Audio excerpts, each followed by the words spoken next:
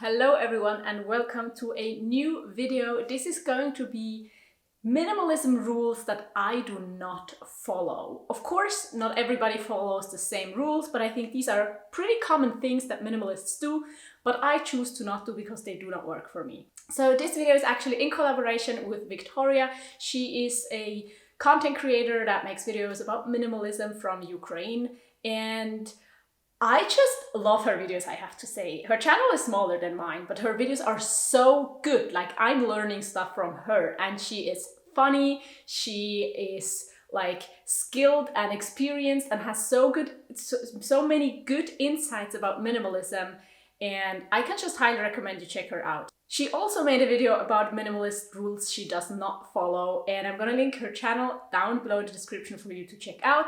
And I just really genuinely want to recommend her channel to you. She is so authentic and has many similar values to me, where she tries to have like an intentional minimalist lifestyle that really benefits you while protecting your mental health, while being sustainable, while not forgetting about all the injustices we live with in this world. So please check her out. And now I want to dive right into the video with the first minimalist rule I do not follow. I think something that many people do is having an in and out rule, or at least something similar, where you pay attention that you never bring more things into your life than the things that are going out of your life. Because of course the idea is that in the past, sometimes you most likely had more stuff than you wanted to have, and then you declutter to have a smaller amount. Maybe you're still decluttering, but what you don't want is your stuff to increase again, to put you in the same position you were before starting minimalism, because you want to be a minimalist. And I generally do agree with that, but I do have to say in my life, I realized that that's just not working, to like monitor if one thing comes in, I need to declutter something else, because I have phases where I'm decluttering a bunch of stuff and nothing comes into my life, but then also I have phases where a bunch of things come into my life and I don't have anything to declutter. And I think it's important to live a minimalist life that makes life easier and more enjoyable and less stressful. So it wouldn't make sense to like pay attention to this rule for the sake of the rule if it doesn't like naturally make sense in your life. Of course, it would still maybe be a good idea to pay attention to that rule and to make it an effort if you tend to end up with more stuff again without realizing, if you don't pay close attention. So for me, I decided after over 6 years of minimalism, I don't need to monitor exactly like the number of things that come in and that go out. But what I do is I make videos monthly about the things that have come into my life, the things I declutter, and I'm going to link you the playlist up here if you're interested, because I still think intentionality and paying attention makes sense, but just not to the number, more so to the quality of the item. Like, everything can come into my life that adds value, that makes sense, and everything can leave that I don't need anymore. But it doesn't matter if it's 5 things a month or nothing for 3 months. The second rule I'm not following is having like a personal uniform or a very minimally, like color-wise capsule wardrobe. I do have a minimalist wardrobe, and I've made many videos about that, and I love my minimalist wardrobe, and it's also been kind of the way I came into minimalism and something that is like on the extremer side of my belongings. My wardrobe fits in one drawer and it's pretty small, but what I don't have, or like the rule I don't follow, is having like a black, white, navy wardrobe, or is having like a wardrobe that is very, very strict, very like, uniform-like. I don't have all the same black t-shirts. I don't have like a certain cut that everything needs to have.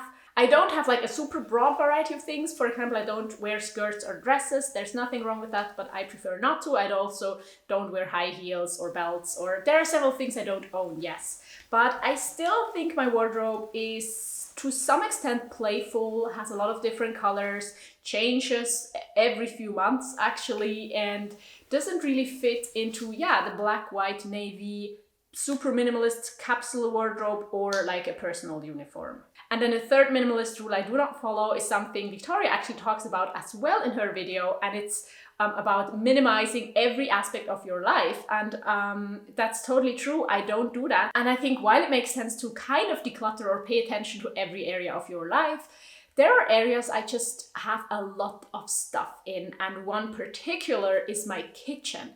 Now, we don't have like a huge variety of appliances, but we have something like a pasta machine, a smoothie maker.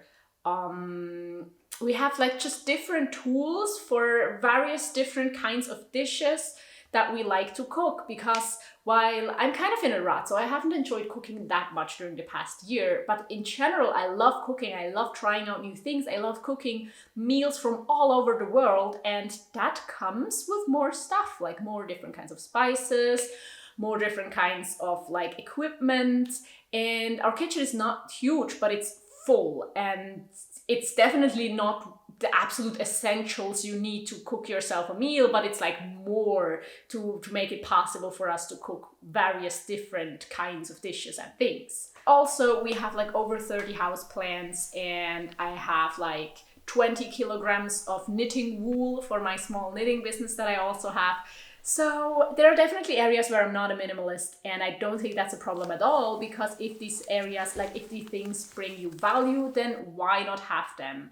And it's absolutely not about the number, I think, but it's about making sure that you do not keep the stuff that's distracting you, that you don't need, that's unnecessary, but of course enjoying the things that actually bring you joy and make your life easier and better. The fourth thing that I'm not following is I'm not like buying the same product again and again, like a subscription or just because I have my go-to and I stick to that and I know what I need. Like that was kind of a minimalist dream for me, and I always thought that, oh, it's so easy to like have this system set up that you have your one go-to, I don't know, shampoo and makeup products I don't use, but it would be the same for makeup products and just like things you use on a regular basis, even maybe underwear or t-shirts, that you would just always go and buy the same thing again if you run out of your current one or if the current one breaks.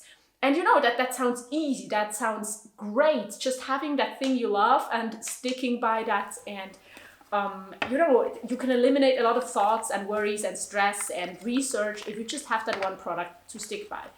But I've realized during the past few years that in my life it kind of just doesn't work, because I usually, when I run out of a product, there are several new ones I would like to try out that I haven't tried.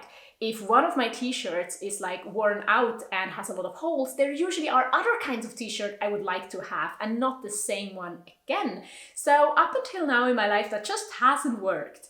The only thing is maybe toothpaste. Like I have these small toothpaste tablets that you can chew on, and then they become toothpaste. And I've rebought the same one like 5 to 10 times. But even right now I have a different kind.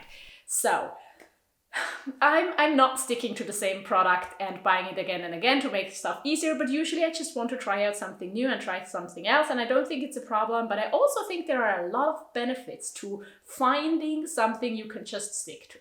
And then the fifth thing is about minimalist aesthetic. I think the core like minimalist aesthetic doesn't work for me. Now, I would be interested in hearing from you if you think that's true. If you think that my house or what you've seen of it, what I've shared of it, fits like this typical minimalist aesthetic or not. Because in my mind, minimalist aesthetic is more so very like hard, clean, reflecting surfaces, black and white.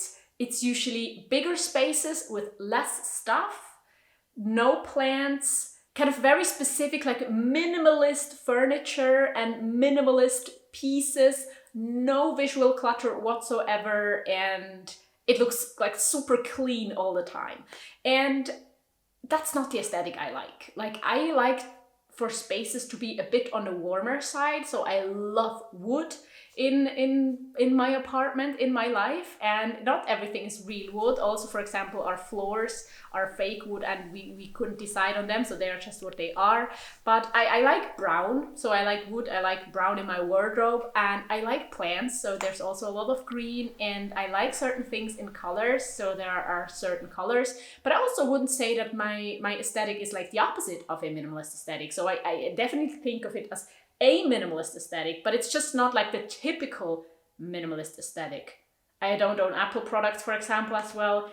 and there's just not much black and white. I'd rather have brown. It's just so much more important that you feel good in your environment than fitting a certain box, because minimalism, in my opinion, is never about fitting the minimalist box, but it's about finding what is important to you and sticking to that. So minimalism should look different for every single person because we are different. And the sixth one, and it's actually something I'd like to change, but I just haven't been able to, is getting decluttered stuff out of my house. So that's like a huge issue for me. I always like declutter things on a go. It's not like so much anymore because I've been doing this for over 6 years, but still every now and then there's just something that breaks, something I don't need anymore, a book I've read and I want to bring to like a public bookshelf so other people can choose and enjoy it. And usually these things pile up.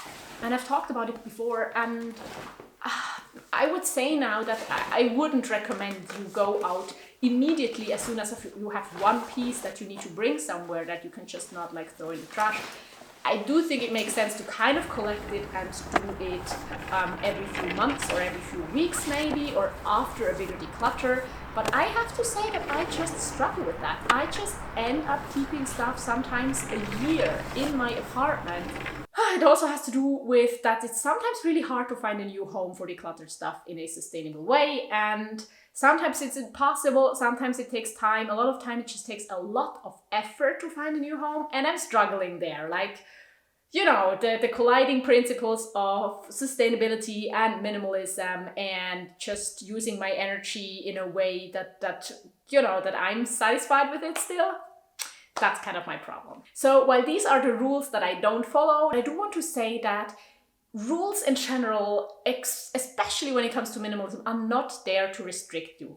So I think it always makes sense to look at the rules you follow, and whenever they restrict you, you should think if it's the right thing to do. So I think if rules help you, go for it. And there are a lot of things that can help you be intentional and follow your values, live a minimalist, sustainable lifestyle. But as soon as a rule becomes restricting, takes up more mental capacity, makes it harder for you to live a happy and simple life, then I think you should really think about, tossing that rule out of your life. For me, I realized that rules become hard and difficult, especially when I have colliding principles. As I said before, when my values of sustainability and taking care of decluttered stuff clash with my values of minimalism, where I think like it should be okay to get your stuff out right away, to take the burden off your life, to get rid of that stuff.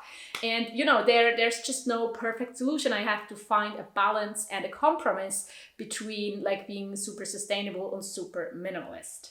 And I also want to say that something I did not think about, but I think is very important, is that rules don't have to be followed 100% to maybe still be a good thing. In the end, there's no punishment if you don't follow your rules. And so if they are helpful, keep them, and don't be sad if you like don't follow them all the time. So maybe you can consider yourself somebody that tries to live up to the one in, one out rule, but then sometimes it just doesn't work and you still find value in having that rule. And I think that's perfectly fine as well. So let's just use all of this to our advantage and toss all the rules and all the restrictions if they're not helpful to living an intentional minimalist life.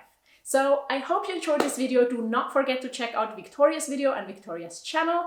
And I'm actually, as an end card today, gonna link the video there. So I hope I see you in the future on my channel. But right now, please check out her video and I hope to see you next time. Bye!